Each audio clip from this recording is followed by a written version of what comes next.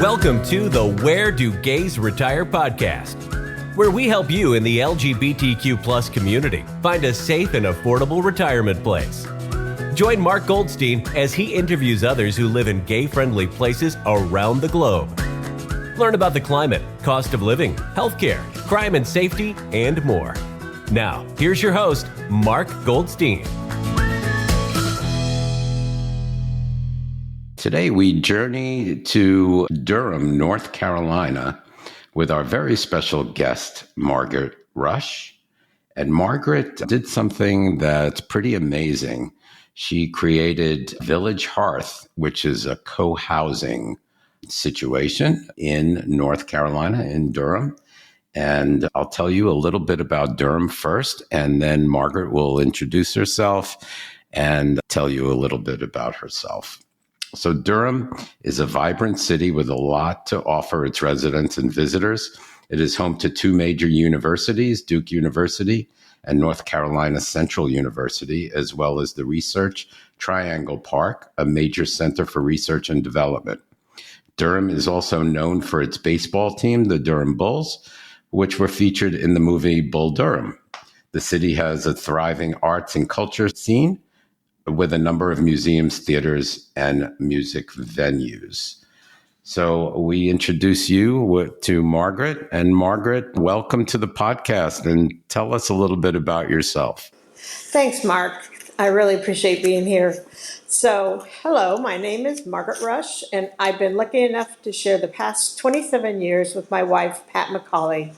Pat moved to Durham from Flint, Michigan, and I'm a transplant from West Lafayette, Indiana. We met in Durham and chose to create our 55 plus LGBTQ plus co-housing community here in Durham, which is a very gay-friendly city in the liberal part of North Carolina called the Triangle, Raleigh, Durham, and Chapel Hill. Our condo-style homes on 5 of our 15 acres in North Durham consist of 28 individual one-story homes. They're connected in side-by-side quads, brightly colored, and are within close distance of the 2,600 square foot common house that we share. We've been here at Village Hearth for 3 years, and I still smile every morning when I wake up and realize we really live here. There are challenges for us to learn new ways to communicate and navigate the process of making decisions with 27 other homeowners. I feel like there's always something coming up to do and something new for me to learn, which is essential to keep our minds active and engaged. Pat and I wanted to avoid the loneliness and isolation we often see as folks age and mobility becomes more difficult. In addition, we wanted to be in a community where we would have like-minded neighbors who could share resources and give and receive neighborly support. Village Hearth was a dream in 2015 when we hired our development consultant, Katie McCammett, of CoHousing Solutions. And by 2020, we were moving into our completed homes. We are a lovely mix of folks who are well-educated, well-traveled, politically aware, partnered, married, widowed, divorced, living single, or with partners and spouses. We also are a mix of LGBTQ plus folks and folks who identify themselves as straight. All of us at Village Hearth have a special bond because of all we have seen affect the LGBTQ plus community over the decades. We have rejoiced and cried at the events we have seen in person or on TV. We have come too far to have to go back in the closet. And in a community like Village Hearth, we know we can always feel understood, respected, and free to be who we really are. Thank you. I feel like getting up and clapping and applauding and giving you a standing ovation, Margaret. You've done something that so many people dream of doing, and you went ahead and did it. So welcome to the show. This is going to be a very interesting show. You've definitely accomplished so much. A place you created where nobody really discriminates each other, or everyone is welcome and lives equal and lives harmoniously with one another. So tell us your story of why you decided the need was there to build a co-housing development such as your development. Well, Pat and I had decided that we wanted to live in some sort of a intentional community as we aged and hopefully be able to age in place. So this would be our last move. And we found out about co-housing, did lots and lots of research, and visited co-housing communities all over the United States, and came to the conclusion that there's certain things that were going to be essential for us as we age, and we couldn't find any community that already had those features. So we decided we're going to have to do it ourselves. So it really came from our own need for accessibility and a design that was going to work for us through the rest of our lives. And then we decided, why not ask other LGBTQ people to join us? Because we love being around other folks who are queer. And we know that a lot of people are looking for what to do with their later years rather than ending up in just a general retirement community of 300 or 600 other people. We are 27 homes, and we are a mix of folks who identify as LGBTQ and some folks who don't, but we are all allies for each other. So it's working really well. The homes, we wanted to make sure they were one story, and we didn't want to live in an apartment style building. So ours are one story homes that are connected side by side in quads. Let's see, we also wanted to be in a situation where we would be managing and creating everything ourselves without having someone coming and telling us, okay, it's time to get on the bus to go to the library or something crazy like, like some of the retirement communities. We said, if they want to do something here at Village Hearth, somebody just puts out the word and picks a time and says, let's gather, and it happens. So it's been really delightful that way. Tell us a little bit about like what is exactly co-housing? Do people share like a common area, or do people have their own tasks? Tell us a little bit about how that works. Well, co-housing is a type of intentional community where you agree to be good neighbors. You agree to know your neighbors, not get in their way or be nosy, but that we all are aware of what's going on in other people's lives so that you would know if something is amiss. If someone usually is out on their front porch drinking their coffee at 8 o'clock in the morning and they're not all of a sudden, it would maybe be time to go and check to make sure everything's okay. We wanted that kind of familiarity with each other. But we each have our own fully functioning homes, but they're smaller. The biggest home here is just a little over 1,000 square feet. And we have our smallest home is 650 square feet. So you're going to have to get rid of all that stuff you store in the attic and the garage. This is for people who are ready to downsize, to get rid of the big house, have to worry about the roof and the yard and all that kind of stuff, because these are condo model buildings. And then we do share a common house that's 2,600 square feet and has a beautiful kitchen that's big enough for several cooks to be in at once, and a dining room. Even though our own homes have a fully functioning kitchen, sometimes people worry about that. You not only have your own kitchen in your fully functioning home, but you have a door. If you don't want to be out and about with folks, it's easy to just step back inside your house and have your solitude. It's a nice way to mix with people who love a lot of engagement, social engagement, and those who don't. The common house is the place where we gather to cook food for each other or share food, but it also has enough amenities like an exercise room and a guest room and a laundry area that you run into people quite a bit and make sure that you spend a little time visiting with your neighbors. In co-housing, part of the design is to make sure that you have to walk past people's houses from time to time during your day so that you have a chance to just have a nice little greeting or sit down and have a little a talk or whatever. The joke is, if you're going to go to an appointment, you better leave your house 15 minutes before you normally would, because you're going to end up having to talk to somebody along the way. And even though we're not all best friends, we are all friendly folks here. So do you find yourself, I was going to say, speaking of friends, do you find yourself more friendly with these people because of the situation you're in than if you were in just a regular community, like a regular retirement community? Do you have a bond with these people? Yeah, you definitely do, just because of familiarity. You know more about them. You spend more time in their presence. And we don't have garages and places where you can just drive your car in and walk into your house and not see anybody. You have to see people here. Parking away from the house, called remote parking, even though it's not that far, you still have to walk from where you park your car over to where your house is, and you're bound to cross paths with someone. And I think because you see people just doing their daily activities, sweeping their front walk or walking their dog or going to get groceries, I think we do know a little bit more about each other. And, when, like right now, Pat is visiting with a sister. Her sister had to have some surgery. So everyone's been asking, how's Pat's sister? And when is she coming home? And I like that. I like that familiarity. Oh, yeah. And are you okay, because she's away?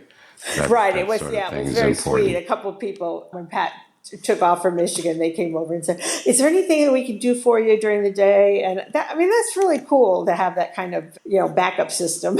It sure is. It sure is. I think everybody strives for that. I mean, I would love, in my senior years, which is fastly approaching, to live in a community such as yours, that has people, friends and neighbors that care about one another and do just live together. It's kind of refreshing. And I know by looking online and reading people's posts, a lot of people look for that type of thing, but can't find it. So can you provide us like a timeline of when you got things started and where you are today and how long and what happened along the way? Sure. We actually worked with a development consultant to kind of take us every step of the way. She's in California, so we did all of this by phone. It was before we knew about Zoom. But every 2 weeks we had a long phone call with Katie. Her company is called CoHousing Solutions, and she's created and helped develop dozens of these communities. And her name is Katie McCammett. So we met her and in 2015. And we had been looking at land all over Durham. And the biggest problem in most cities is to find enough land that we could build our houses on the flat instead of like an apartment building, but to find any land that's available that isn't outrageously expensive. And we just really lucked into 15 acres right on the edge of the city limit that we could get city water and sewer established here by being annexed into the city limits. So now the city is 15 acres bigger than it was because we paid our money to be annexed in so that we could get city services like water and sewer, which are really obviously essential. And now we get the privilege of paying city taxes instead of county taxes, which it was a big jump. But that was the only way we were going to be able to build a community like this and have the services, have water and sewer that we needed. So that was in 2015. We actually found our land later in August of that year. As soon as we saw the land, we got it under contract right away and closed in 10 days. So we wanted to make sure this is ours. We don't want anybody else looking at it. And then for the next 5 years, we did all the things you do or a developer would normally do, but we got to do it ourselves. Hire the civil engineer, get through the city planning commission, get through the city council, explain what we're going to do, have public meetings with the people who are going to be our neighbors soon. And we broke ground. We finally had enough money, enough people to sign with a builder in the end of 2018. So we broke ground and we moved in May of 2020. Which, if you recall, is right when the COVID lockdown was telling everyone to shelter in place. Yes. So we spent our first year with everyone here wearing masks around each other, not gathering inside anybody's home or in the common house together, because we didn't know what was safe, and staying socially distant. So we did a lot of things outside the first year. It was pretty wild. All our homes are owner occupied, so it's not no rentals. What do you call it? Not rentals, not income property kind of situation, and I think that makes it better too. That we are invested in these homes. Sure. Why did you pick Durham? Pat and I have both chosen Durham independent of each other. We met here for after we both had moved for various reasons from where we lived. And we just have always felt like it was easy to build a lesbian community here. We had a really wide circle of friends. There's a lot of gay-friendly things that happen here. We have a gay men's chorus and a women's feminist chorus. For some entertainment, we have a gay and lesbian marching band. We have just a lot of things that have been going on for several decades. The Gay and Lesbian Film Festival has happened in August for, 25 years, something like that. It just, Durham, as compared to Raleigh and Chapel Hill, I think Durham is just a little quirkier. We have a lot of restaurants and stores that are not big box stores. They're family owned, or a lot of really fantastic ethnic foods and restaurants here because people have moved here. We have Duke University, so this area draws people from all over the world. And it's a friendly place. It feels safe, and we both just have really enjoyed living here. So that's why we had moved away and we came back to Durham to create this community. That's great. That's really great. And you, between yourself and Pat, you did most of the work. I mean, besides the person that you hired, but it was your thoughts that created this. This is a wonderful, wonderful thing you've done. You've done something that a lot of people just can't do. So tell us a little bit about what were your major challenges in accomplishing the project such as this? I'm sure there were so many challenges. Oh yeah, there were, gosh. I mean, the biggest thing was finding the land, and that was, we were, like I said, very lucky because we had looked at, over 100 pieces of property all around Durham. And we called the planning commission. We had a person there who was directed to help us and to say, can we build on this? Can we get water and sewer here? Or is this in a floodplain? Is this commercial? Is it residential? As it was, we had to rezone from where we were because this land was developed for, or planned for, quarter-acre lots. So pretty much a typical subdivision with, each freestanding house was going to have, their own driveway and garage and all that. So since we wanted to attach our buildings 4 in a row, and then each row of houses faces another row of houses, which is another unique thing about co-housing. They said, "Oh, well, that sounds like apartments to us." So we had to rezone to a different type of development, and that took some doing. Our civil engineer had to go through all those steps with the planning commission and make that happen. So we annexed into the city. We had to rezone, and then we did marketing every day, all day for several years. Gathered people little by little until we had almost all of the homes spoken for before we broke ground. Yeah, wow. It's a lot to do. It certainly is, especially, finding the place. And now, are the houses or homes detached or attached? They're attached in rows of 4. Okay. So you have one or two shared walls on the sides, and the houses that are at the outer edge of the 4 are the biggest ones with the wraparound porches and extra wall of windows, because the outside ones have they're attached just with one wall. Mm-hmm. So that design helped in savings as we built, and it also helps with the energy costs. Yeah, because Durham is pretty much serviced by Duke Power, Duke Energy. Mm-hmm. Yeah. And so we all have our own little electric meters, and we pay lots of money every month just for the metering fees. We tried to get them to let us combine the whole community on one meter, but no. It didn't fly. So electric bills are pretty much standard? Yeah, ours is about $100 a month for 1,100 square feet. And we have lots of big windows. We have skylights, and there's a lot of chance for direct light to come into these homes. Do you use air conditioning? Oh yeah, this is North Carolina. It gets too humid. Hot and humid. Yeah. Yeah, and not as bad as Florida. Central air. No, not as bad as Florida. It's the humidity that what they always say. It's not the heat, it's the humidity. It's the humidity, yeah. But $100 a month with air is pretty good. Do you need heat in the winter? It's a little bit. And, our winters are getting warmer. Yeah. So you can have temperatures in the 50s most winter days here, and it can go in the 60s or 70s. Sounds nice. Wear shorts in January every once in a while. Yeah, we like it. I love the temperate climate, and there's just a lot of sunshine here. There's more sunshine here than where I used to live in Indiana. And that makes a big difference for me. Absolutely. Tell us where is Durham exactly within North Carolina? Yeah, North Carolina is it's a really wide state. It's not, or a long state, I guess, because from the mountains to the sea.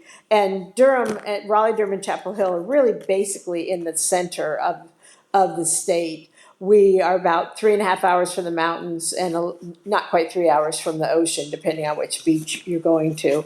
And this is a progressive area. We have, a big international airport here. We have what's called Research Triangle Park. There's a lot of companies that have their corporate headquarters here, and it's a really big research area. So we have lots of scientists, and there's a lot of work that is established here.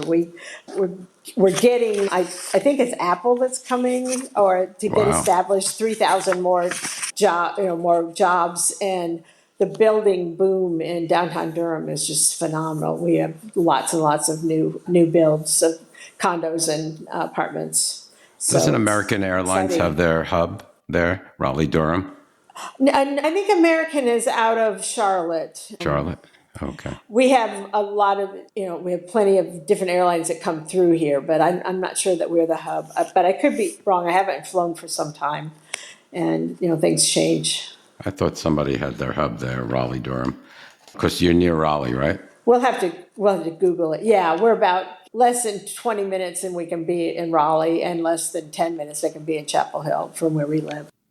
So are you anywhere near downtown Durham? Yeah, we're less than 20 minutes from downtown Durham, from our parking lot to being parked somewhere to go to a show, or to go out to restaurants, or go to the ballpark and watch the Durham Bulls play.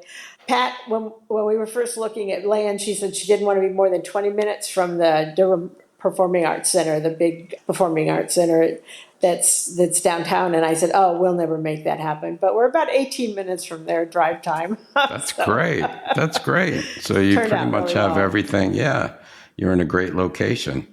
So you're not in the midst of crowds. You're in a rural area, correct? Right. We are right we have one side of our property borders the subdivision, and the other side borders these 3 little 5-acre farms, very bucolic, very quiet.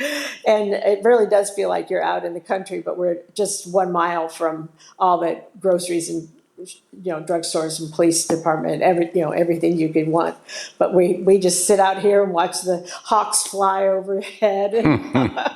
That's great. Yeah. So it's, the United States in general is very car centric. Wherever you live, except for like big cities like New York, Chicago, and San Francisco, you really need a car. Other than that, so where you are, you really need a car, correct? We do. We're not in a walkable area where you could go to and end up at your favorite Starbucks. There's plenty of places to walk, but it's the one road that goes from where we live to the next major road is just not a walkable road. But we have a lot of people carpool here, even if you're just going to the grocery store or going to the library or going to a show. We all pile in, together. We have a couple of people who don't drive here at all, and more people who don't care to drive. They could if they had to. And we're not on a major bus route, which would have been nice, but because we're older, we can use this van service. It's called Access in Durham. Most places have something like that. It's a wheelchair accessible. accessible van. And I actually am using a wheelchair these days. I didn't expect that when we started all this in 2015. But I've tried every doorway, every bathroom, every every walkway. I can tell you which ones are good and which ones are bad. But I use that van, that special access van they call it, to take me to volunteering and to go to do the swimming pool for my aqua therapy and all sorts of great things. So Do you have to pay for that? No, It's free? Yeah. Oh, wow. Who provides it? The city? The city, it's a whole just Geo Durham and Go Triangle is what it's under.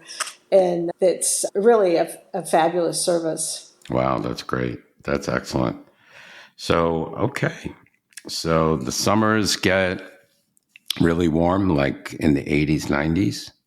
They can, but it doesn't last forever. A lot of people are so hot, but it cools off at night, and it's probably August and September are the really, really hot ones. Pat and I lived in South Florida for almost a decade, so we are always we just go, it's not as bad as South Florida. Right, it's not as hot or humid. Yeah, because here we get good breezes. Most everybody has a ceiling fan on their porch, and you can be outside quite a bit even when it's really, really stinking hot out there. Do you have a rainy season like in the summer months? Does it rain No, like not Florida? really. Sometimes you can get kind of a late afternoon thunderstorm or something, but it's not as defined as Florida is.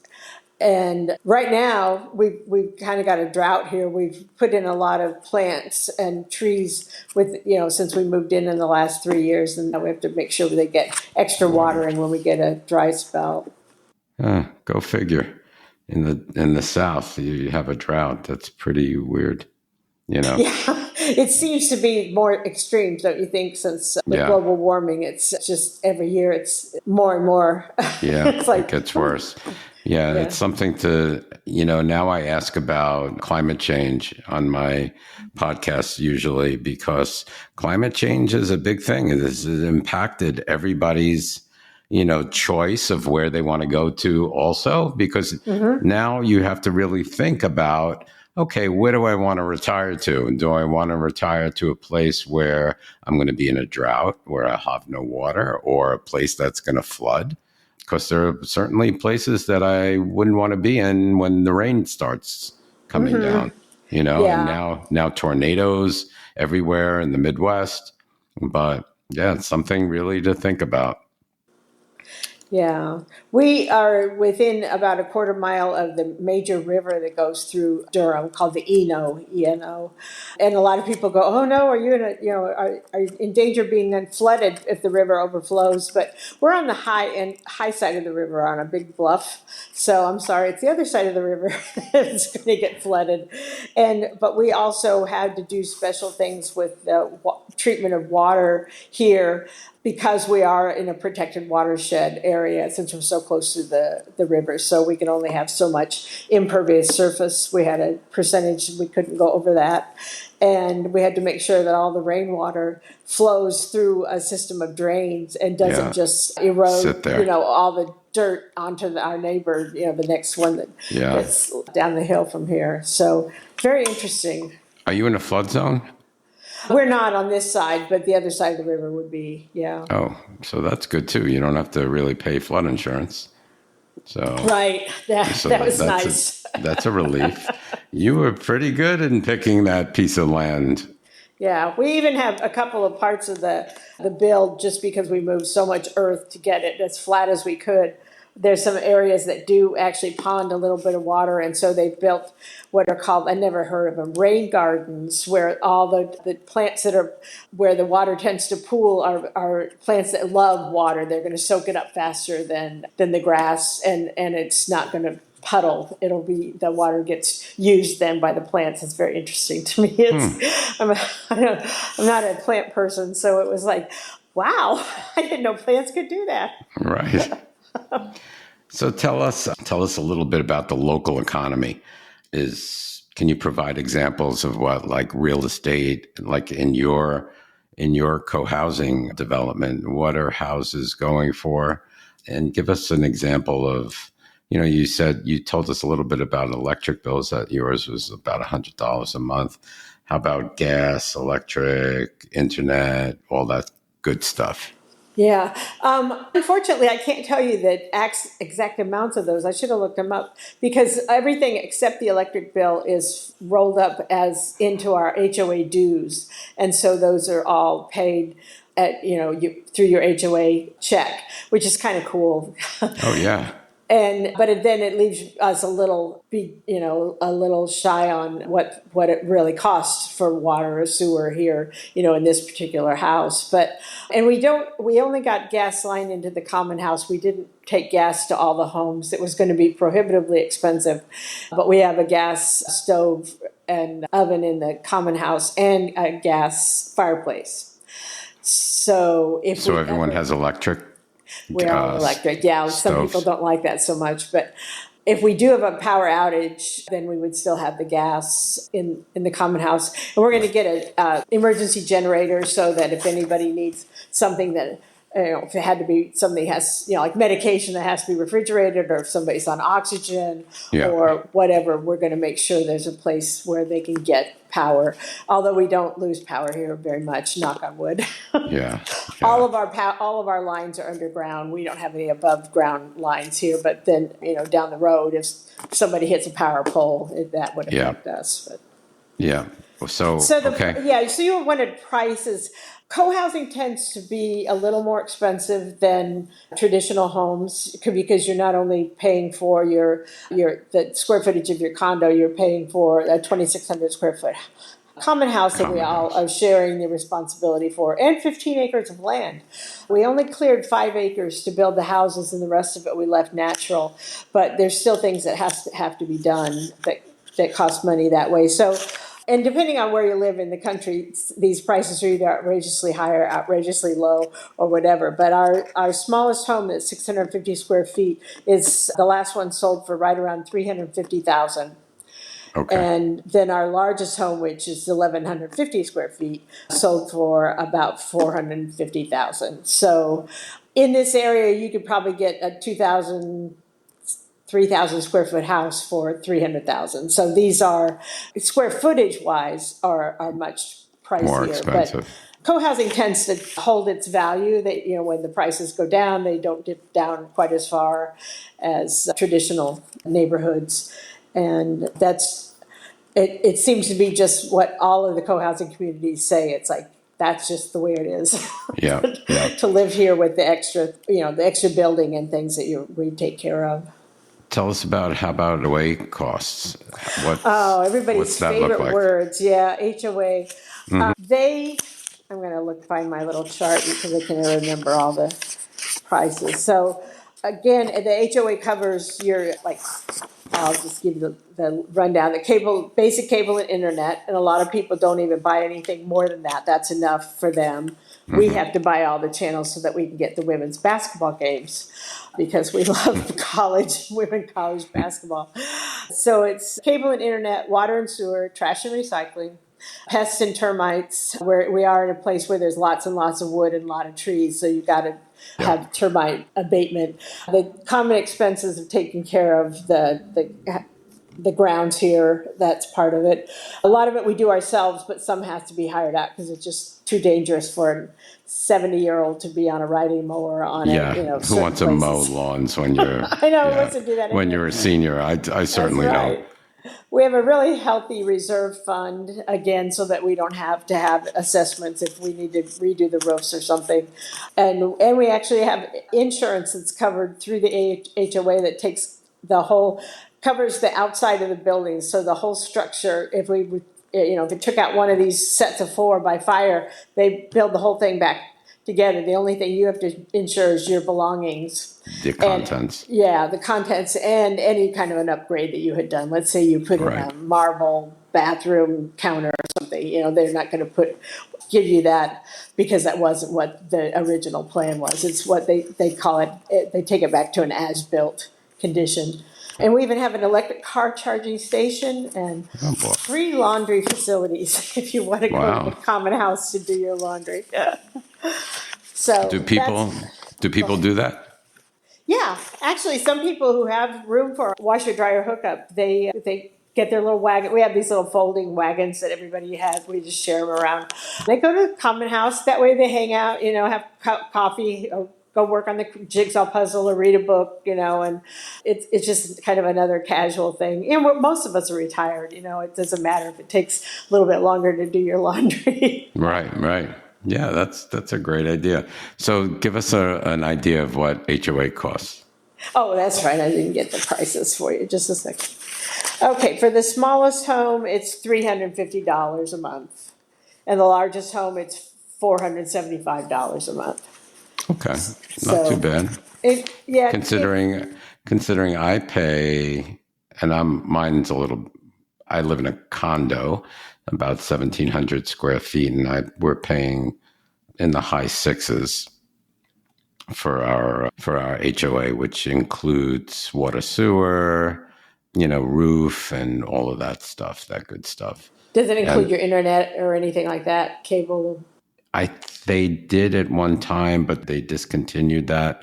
It doesn't right now. And it does include the grounds. We have a lot of grounds. We have a pool, we have a gym, and a little theater, type thing inside. So, yeah. So it includes all that. Is yours a retirement community? It is not. No. It's just a regular condominium with 3 buildings. So 3 apartment buildings that kind of share all the common stuff. Yeah, when people ask, they call me on the phone and something about, tell us about your amenities. I go, they're going to be disappointed. So we don't have that. We have gardening. That's right. We have a lot of gardening. And we had snuck in a pool with our architect. Our development consultant said, rip it up. You're not getting a pool. I mean, not right now. Right. There's so many expenses with that. Yeah. So, okay. So electricity bills, you mentioned water, sewer is included in your HOA, correct? Yeah. So I'm not sure how. Okay. How No worries about that if it's included. How many bedrooms and baths do these units come with? We have 3 different floor plans. We have 1 bedroom, 1 bath, which is just a really lovely little design. You feel like you have a lot more room than 650 square feet, but that's the 1 bedroom, 1 bath. Then we have a 2 bedroom, 1 bath. That's about 1,000 square feet. And that also is a really nice design. And then the largest one, the 1,150 square feet, is 2 bedrooms, 2 baths. So it's basically a great room, which is your kitchen, dining, and living room, and then 2 master suites. And all of our bathrooms are fully handicapped size. You can get a wheelchair in there and turn it around. You can also roll it right into the shower. We have rolling shower. So for many people, myself included, that means I can take care of all my showering and everything all by myself, because I can get the wheelchair into the shower and transfer onto a bench in there. If I had to step up a step to get into the shower, that might be not possible for me without having an aide or someone, just to help me with that transfer.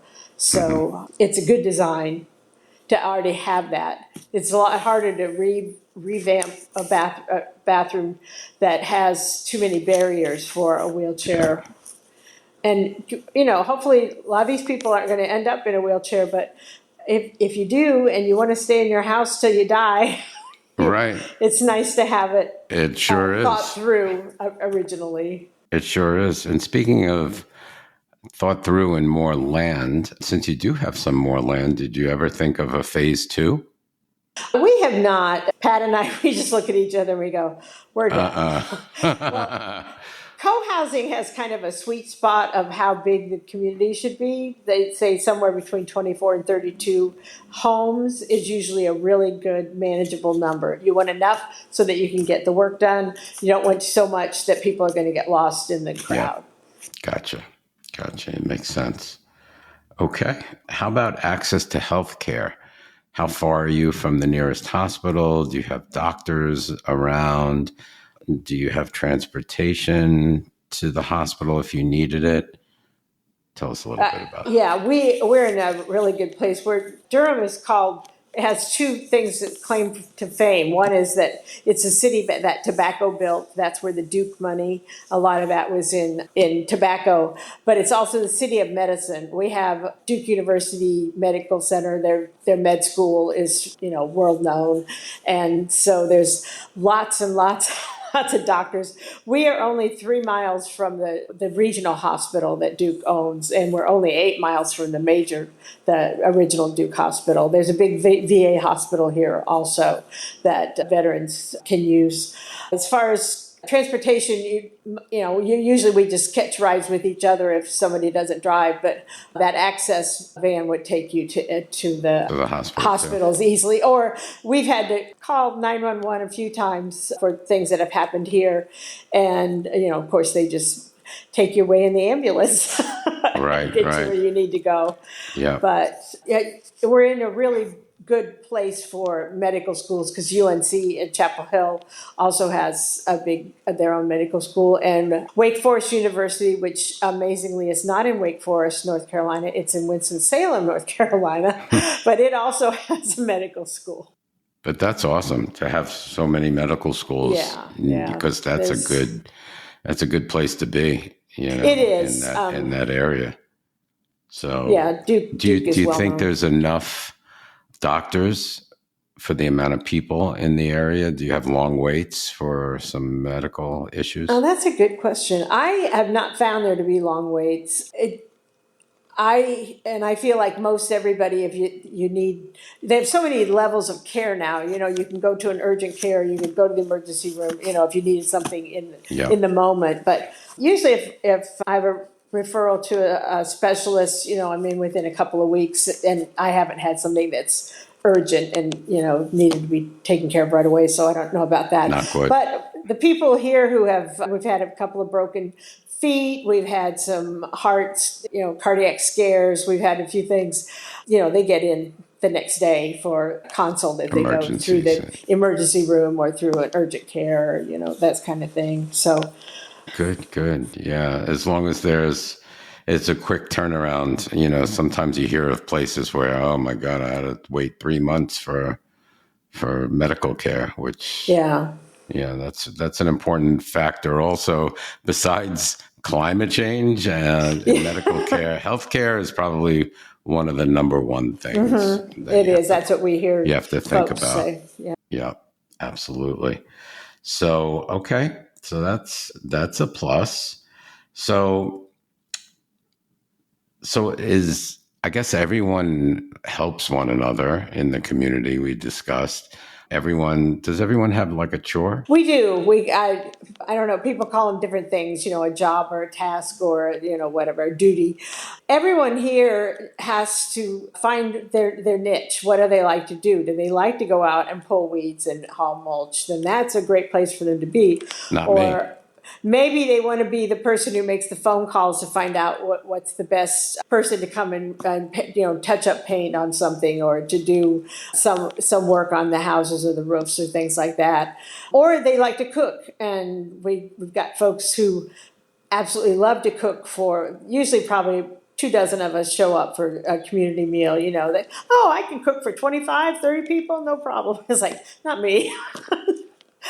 And so there's finance and legal, if people have that bent, or we have facilities and maintenance. So, when the light bulb goes out that's up, on the ceiling, and you've got to have somebody with a big ladder get up there. We're not getting up on ladders. No or the ladders. Smoke alarm, or the smoke alarm that's chirping. I know. That's a big thing. Yeah, so it's nice to have the people that you go to, and because I like to talk and I'm a people person, I'm usually the one who fields phone calls and emails and starts that process with folks.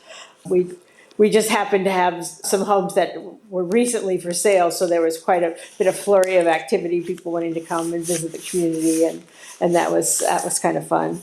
I think we've got one home still that hasn't had an offer on it, but it's usually homes in CoHousing don't usually go through the MLS. Usually they sell by word of mouth and through our own networks. What's the square footage that's available right now? Just It's tell our it's an audience. 1150 square foot, and that one has the price is over $500,000. They done some really major upgrades.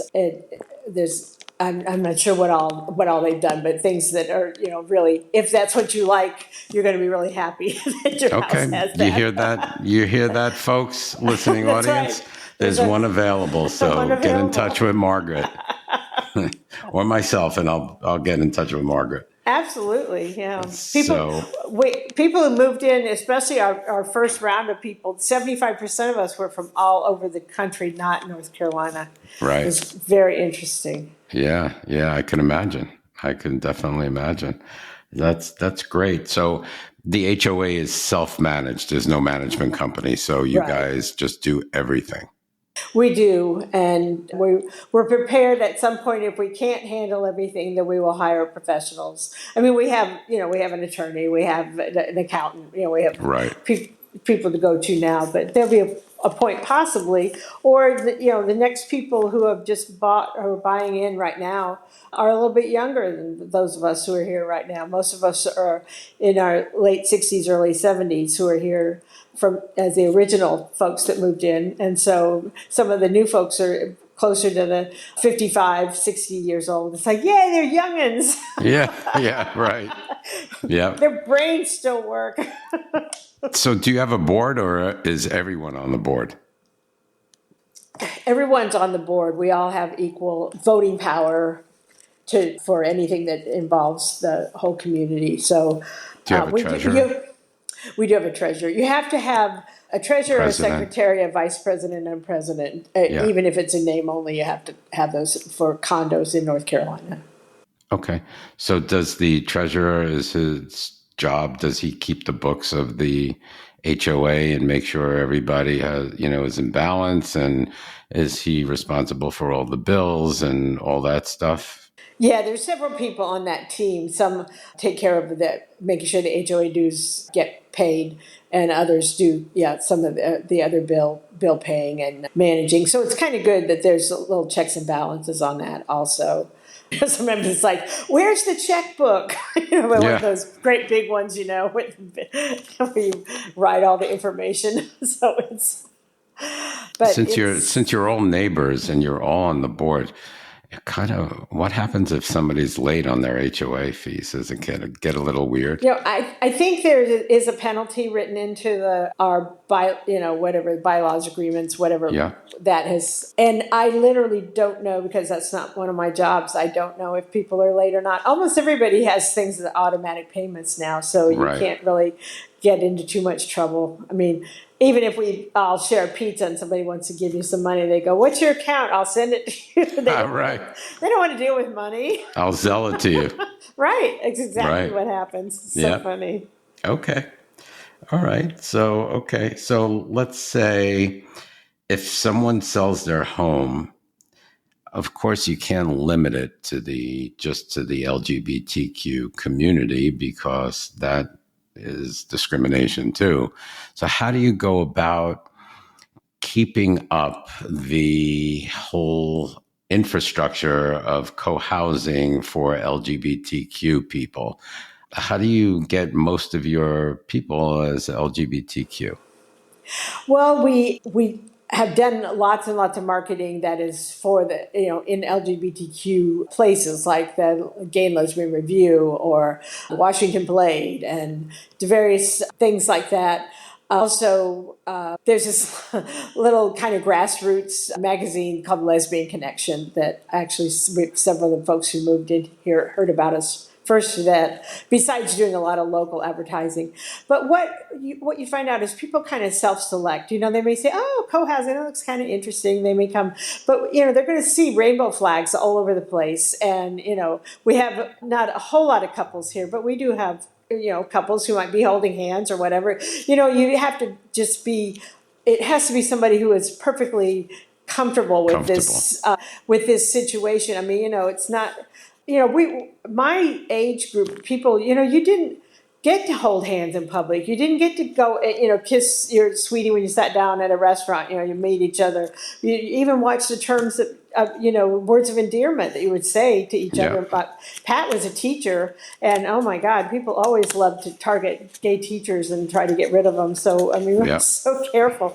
So just to know that you can, you can say what things the way you want to say them, and you can act the way you want to act is amazing. But most people, they either identify somewhere in the LGBTQ, I think it's like a spectrum now, Right. or they're comfortable because they're a direct, what we call a direct ally. They've got a sibling, a parent, a child, someone very close to them who is in queer, and so they understand. They've seen what we've all gone through over the years, and we really push hard with the idea that yes, this is why we put LGBTQ on our community. It's like we want everyone to be comfortable here. We want people to have their relationships be honored and respected.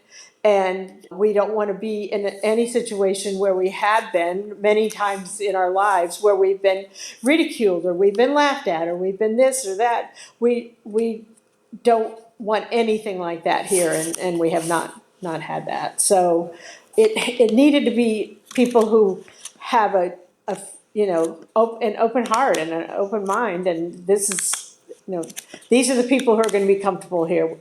I tell people they need to come here and stay for a couple of days. Sit down and talk to these people. Are these people you want to spend the rest of your life knowing about? Or do you find them interesting or clever? If you don't, if these aren't your people, they're not your people. Right. And then there's another community somewhere that will fit your needs, whether you belong in the LGBTQ Space. category. And people, self-identify. So I never go up and say, well, which one are you? Right. Right. Yeah. But you're right. So we kind of target, I guess we're kind of stalking people. If we meet some people who've come to some of our Zoom classes and things, you find some people who say that they just seem like they would be a good match for us. Mm-hmm. And some people are not. If somebody wants, a lot of the services, taken care of by, concierge or something, this ain't the place. Right.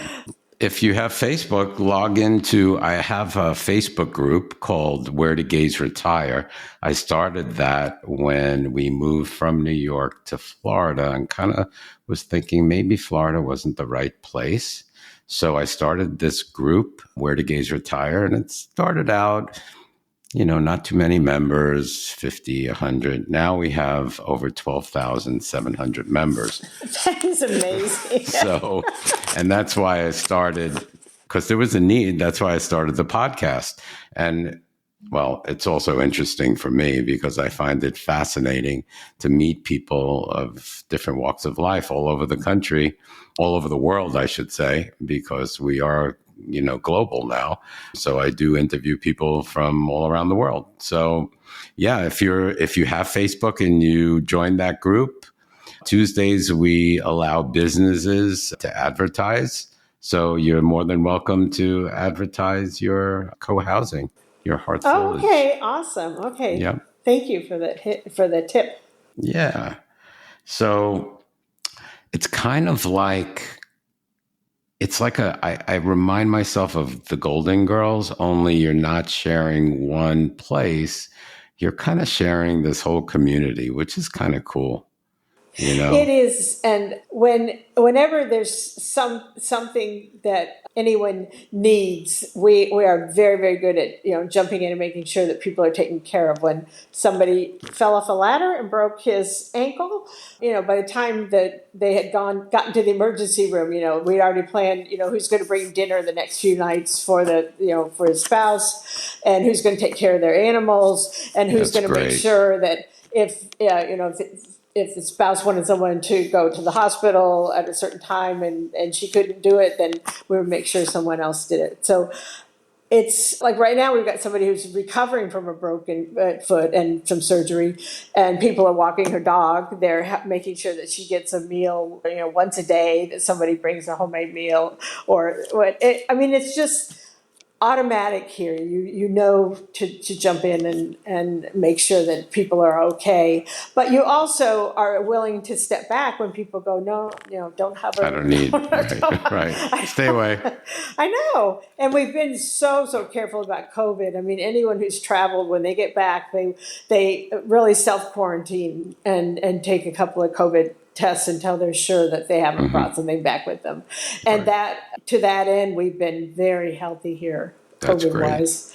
And that's so good because everybody strives for that type of retirement community, where everyone helps each other. And just the thought that, I could be in a care facility where I have to go back in the closet. I don't want to do that with all the years that we spent trying to get out of the closet.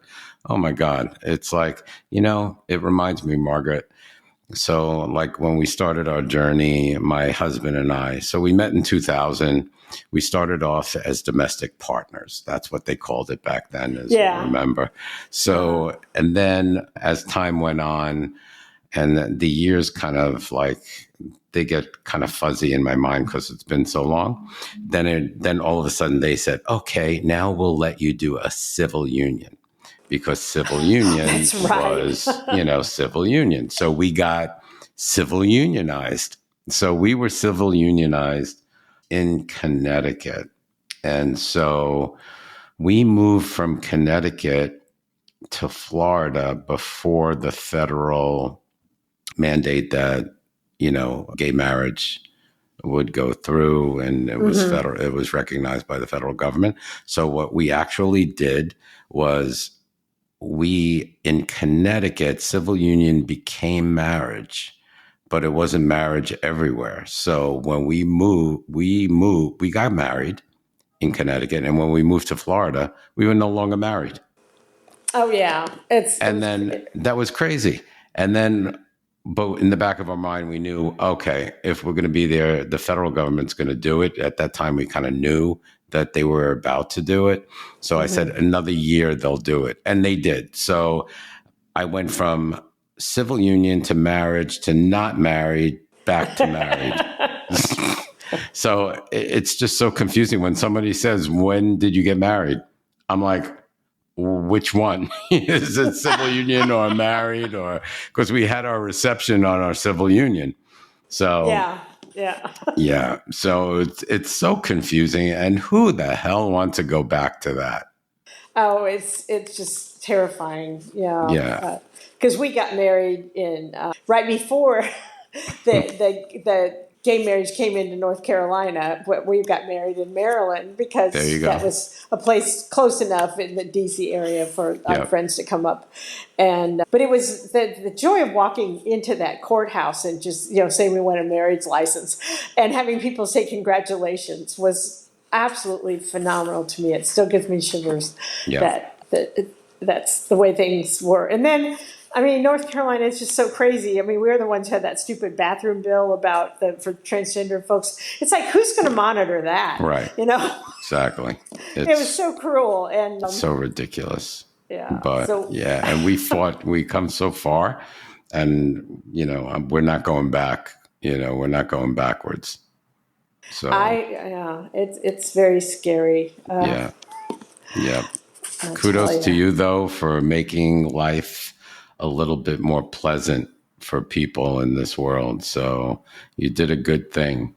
Absolutely. Thanks. Well, I'm just thrilled because we wanted a different kind of, golden years or whatever than we saw our parents go through. And, they stayed in they got to keep the family house, even though it was only just my mom left the last 12 years or so. And it's like, I know she was lonely, but she didn't, Yeah. That's just the way she chose to be. And we find that we're a better couple when we're around a community. Yeah, I think community is so important. Richer. Yeah, it's just it's more fun. It's more interesting. I'm the extrovert. I need to go out that door and see what people are doing, even if I'm just sitting on the porch. And Pat's the nester. She can stay inside for a long time. She gets everything settled around her recliner and does her work. And, so it's a perfect place for us to be, especially the fact that I'm not driving because of the wheelchair. So Yeah. I think community is so important. Even here in Phoenix, we're in our own little kind of gay bubble in the community where we are. So, we are fortunate to make a lot of friends. We're not in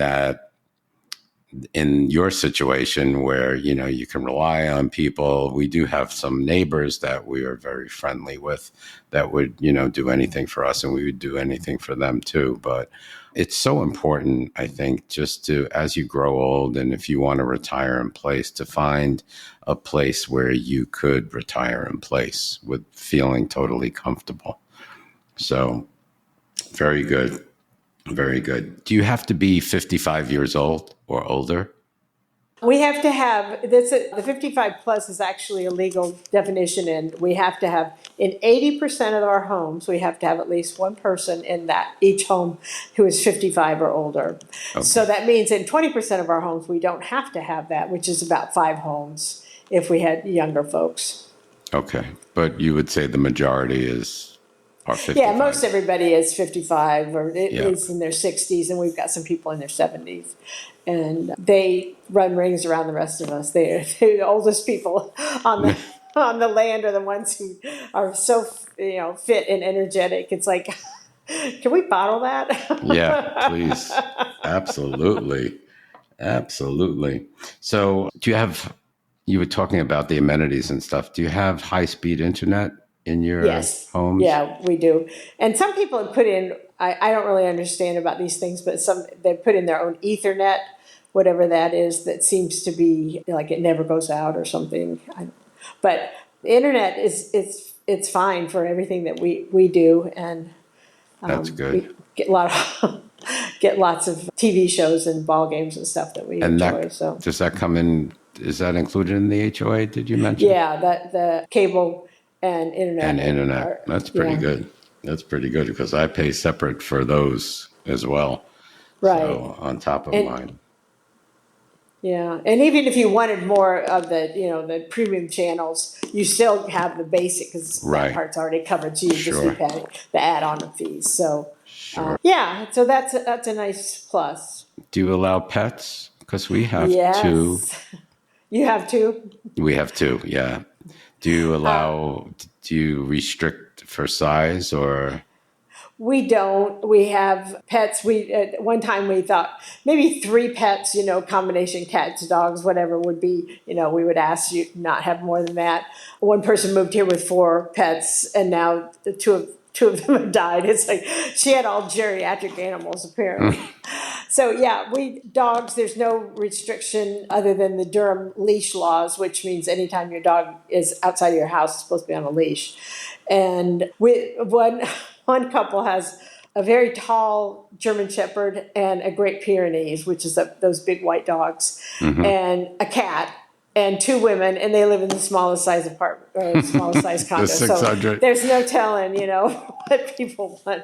But we have very smart dog owners here. They have made sure that their dogs are introduced to each other in appropriate ways, and we don't hear aggressive growling and not hardly ever hear barking here. And we have 9 or 10 dogs in the community. I think that's great because some communities, what their restrictions on size. Now that really presents a problem for me because let's say we have a lab. She's so sweet. She's 85 pounds, but she's the sweetest dog in the world. She would never harm anybody. Yet you have these little tiny dogs that are quite aggressive and, they're rah, rah, rah, rah. And you know what? My lab is the calmest dog in the world. And then you have this little thing that may not be calm. So Why restrict because of size? Size really doesn't matter in this case. Yeah, it's temperament and what animals are trained to do. But yeah, it's quite interesting to me that idea.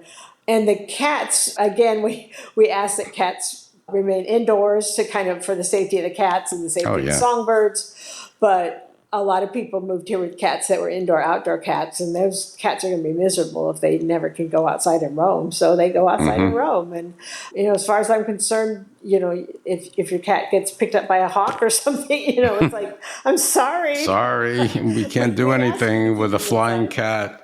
I know. And some people have screened in their porches so that their animals can be out in the air, but, not unsafe or roaming around free. So that works out pretty well. That's cool. Are there any recreational centers nearby? Can you go and have fun at a place or? We are in an excellent location for that because probably, let's see, it's about as far as the hospital is, what did I say, 3 miles, 7, 8, 10 minutes. We have a wonderful Parks and Recreation Center. I actually haven't been in the recreation part because I go to the pool. It has a separate aquatics complex that has a beautiful pool that's very well maintained. It is indoors, so you can use it all year round. And whopping $3 oh my per God, per that's swim. Great. You don't have to buy a membership. You don't have to do anything, make a reservation or anything. I just roll in. That's awesome though. And and it's open from like 6 in the morning to 8 at night or something. It's tremendous. And there's 2 of those kind of complexes in Durham County, and they're just run by the County Parks and Rec. That's awesome. I'm not sure what all they offer at the recreation center, but I'm sure there's place for usually the handball or pickleball and basketball and those kind of things. But I couldn't swear by that. But I'm tickled to death that it's only $3. That's because I'm a senior. It'd be $4 if I wasn't. If I was. Oh boy. That's wonderful. That's great.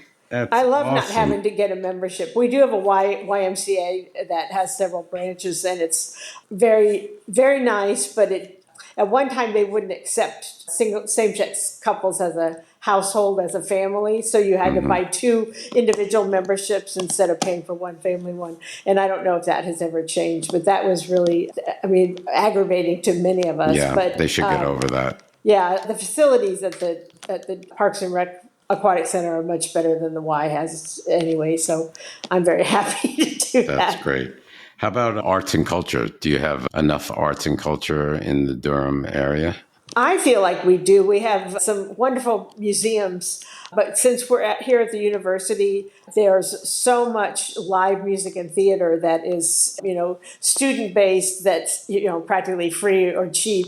And then we have quite a few professional, either local theater troupes or, that we have the Broadway shows, that on tour, they come through the Performing Arts Center. That's awesome. So that's just, there's so much to do here. If you don't find something to do, then you're not looking. There's so much theater. I just love it. It's very good quality with quite a few different independent theater troupes and venues.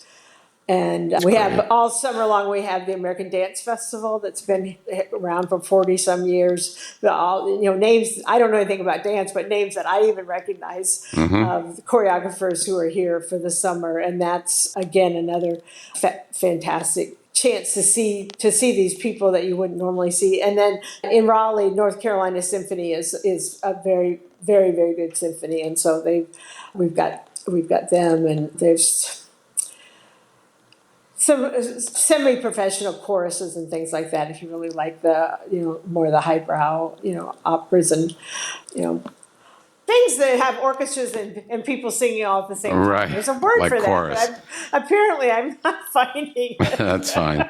The choruses or... chorus and instrumental. But you won't get bored. No, if you're bored, then it's your own fault. Right. Tell us a little bit about the restaurant scene. Do you have good restaurants? Oh, fantastic. What I love is so many of these kind of little hole in the wall family owned restaurants. It's everything's not just the national chains. And That's and we great. have so many folks here who either eat vegetarian or tend towards that. And we've also had one or two people here who are vegan, and they say there's plenty of restaurants that they can get food that's served appropriately for them. And then we have, DoorDash and all that. You can have it delivered to your door. It's way too easy. So the restaurants, you have some good restaurants that are, again, like 3 miles away from you, or? Yeah. There's several that are just 1 mile away. Of course, there's pizza everywhere because it's a college town. Right. But Yeah, we have college really towns good- usually have pretty good choices of everything. Yeah, a lot of Asian kinds of foods, all sorts of different, Thai and Chinese and Japanese, but then there's a lot of African-based foods, and then a lot of like Mediterranean kind of places. So, Nice. and then typical, Italian pizzerias and Mexican. yeah. Right. And we do have a lot, we're getting more and more Mexican. We have a really steady stream of food trucks. They have food truck rodeos and gatherings quite a bit. And people, you can look online and find out where your favorite food truck is going to be on what day. That's great. I love that. That's so good. Good. Food's very important. Very It important. is, absolutely. Tell us about crime and safety. Do you have any crime, so to speak? Well, we do. When I moved to Durham in 92, 94, something like that, it was actually called the murder capital at one time. But Really? wherever I have lived, I feel like there's been a nice mix of, socioeconomic. It's not like all the rich people live over here. It's like everything is, there's historic houses right next to little box houses and whatnot. But I think the biggest problem that I personally have ever had is car break-ins. Either you didn't leave it locked, or that somebody broke a window and got in there. And we have had that once or twice in the parking lot here, but it was mostly doors. People hadn't locked their doors at all. So what was stolen was they didn't even have to break a window. Right. And I've always had a gay rainbow or something on my car, and I've not had issues with that either, which is kind of neat. You see the neighborhood, not just Village Hearth, but the subdivision we're close to, there's probably on every block there's 1 or 2 gay flags flying right now. And That's so nice. I really love love that. And there's quite a few people who, always have something identified on their cars. Even our cars that are sitting on there right now, a lot of them have Human Rights Campaign or some sort of a rainbow array on them. And I think it's important. I think it's important to be seen and be seen in numbers. And do you see the Pride flags other than Pride Month? We're in Pride Month now. So. We are in Pride Month, and in fact, we just got a little shout out when they did an interview with us from MSNBC about aging in community, and they tape you for 2 hours and they use 90 seconds, but I want to still see it. Yeah, I'll try to remember to send you the link. Okay, it's pretty cool. And then I can put it on the show notes to the podcast too. That'd be great. And people could, absolutely. I don't know where I was going with that. Let's see. Oh, Pride Month. Yeah, and Durham, for some reason, has always put our pride in September when the Duke students come back, because we have the Pride Festival is on the Duke campus, and it's just better if the students are there to just in numbers. It's much more fun. But they put gay flags all down the main drag in the Duke campus for Pride, for the Pride Day or weekend or whatever it is. And I just my heart just goes, I just get all excited because it's so nice to see people where it's safe and they're proud enough to say, look, this is our household and this is who we are. And I feel like that's what we've done with Village Hearth. We've always said that we were LGBT, and now we're adding the Q.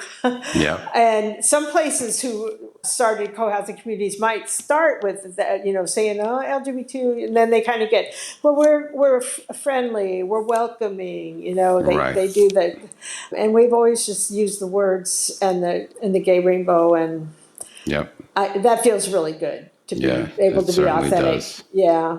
Definitely. So what would you say to our listeners if they're thinking of living in an LGBTQ plus community, especially something like Village Hearth? Let's see. I'm not, go with the idea that it's just going to feel so much better to be where you don't have to guard anything that you say or do, and that it's accepted that your relationship and the way you live is as legitimate and as honored as anything else that we honor all those straight couples all the time, everything romantic, but Hallmark has a couple of cards that are women for women and men for men, and it's slow going, but I think anyone who hasn't been in that situation where you're around almost all folks who are gay, I think you'll be surprised that everything's just easier. You can kind of breathe a little easier. And you can also talk almost in shorthand about some things. If you say anything about the quilt, well, what do we know we're talking about then? And people will say, when they saw the quilt, when they made panels for it, the friends that they lost, those are things that are kind of universal, no matter where you were. I mean, I lived in the Midwest where you don't even talk about anything, and half these people are from the one coast or the other, but there's some sort of immediate family feeling when you know what some of those things did, like don't ask, don't tell. How bad was that for us? Military, So I like that much of that is shared. Although we share, I've learned something from anybody of what their experiences were with some of those things that happened in the United States, or what was it like? Could you ever be out? Right. And if you were out, if you came out, could you stay out? Right. Some people, lost their families, lost their friends. Many of us are alone. And another thing with the gay community, most of us are childless. Thus, we don't have children and grandchildren to come visit. So. Right, or take care of us as we age. Oh, yeah. So who do you want taking care of you? The government saying this is how much money you have, so you have to live in this nursing home. It's like, no. Yeah, I would feel like if I moved into a place like that, like there would be like this burden off my shoulders that I could just be myself, my authentic self wherever I was, and not being afraid of, just doing anything that I wanted to do, normally speaking. Yeah, it feels very good. And I've always joked that if we ever had any prowlers or anybody out here, in the middle of the night or whatever, it's like people who are our age don't sleep through the night very well. There's always going to be somebody awake. Up watching. Yeah. Keeping an eye out. So tell our audience, could we find you on social media anywhere? You can find us on Facebook, just Village Hearth Co-Housing. If you Google us, anything LGBTQ retirement, we're going to be one of the first ones that come up. If you remember that we're in Durham, North Carolina, again, anything that you can put LGBT and retirement in Durham, you're going to find us right away. Our name is Village Hearth Co-Housing, and that is our email address, villagehearthcohousing@gmail.com. And we have a website, villagehearthcohousing.com. Okay. And send us an email or give us a phone call, and you're probably going to get to talk to me. That's great. Just like I did. Right. And I think there's going to be more communities sprouting up around the United States, because we have had so many people ask us, how did you do it and how can you tell us to do it? And I say, well, we'll tell you our stories, but get a professional who knows what to help. Yeah. To help yes, you. Yeah. Absolutely. Very important. Margaret, thank you so much for being a guest. This was so enlightening, so much fun. I learned a lot from you. I think you did something that, nobody or a small amount of people have done. It's a great accomplishment, and you should be proud of what you did and proud of the community. I'm proud of you, and I'm proud of the community. Well, you have to come to the East Coast sometime and I'll have to visit. And visit us. Well, thank you. And again, I'm the only one who's speaking today because Pat is involved with her family and on the road right now. But, it took both of us. I mean, she's the one who does the detail person and I'm the people person. So it thank you, worked out Pat. pretty well. Yes, thank you, dear. Thank you, Pat. All right, Margaret. Well, this has been great. Thank you so much. And we'll talk soon. Okay, thank you. It was great to meet you. Thank you. Bye-bye. Bye. Thank you for listening to the Where Do Gays Retire podcast. If you enjoyed today's episode, please subscribe to our podcast and consider making a donation by clicking the coffee cup on any page at www.wheredogaysretire.com. Each cup of coffee that you buy costs $5 and goes towards helping us continue the podcast. Thank you for your continued support.